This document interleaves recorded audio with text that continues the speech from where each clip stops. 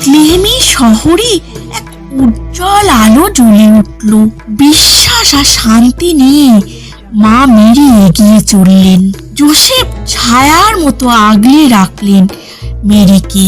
শহরের সব দরজা তাদের জন্য বন্ধ ছিল। শেষে তাদের আশ্রয় মিলল এক ছোট ঘোড়ার আস্তাবলে। সেখানেই জন্ম নিলেন পবিত্র এক শিশু। ঘরের দোলনায় শুয়ে রাখা হলো সেই শিশু প্রভু যিশুকে। দূরে মাঠে রাখালেরা আলো দেখতে পেল। দেবদূত বললেন, তোমরা ভয় পেও না।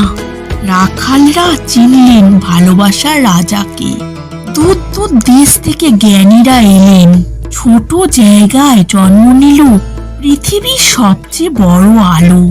তাই প্রতি বছর 25শে ডিসেম্বর দিনটি শুধু খ্রিস্টানরা নয়, মনে রাখে সারা পৃথিবী। বড়দিন মানে শুধু উৎসব না, বড়দিন মানে ভালোবাসা ভাগ করে নেওয়া, ক্ষমা করা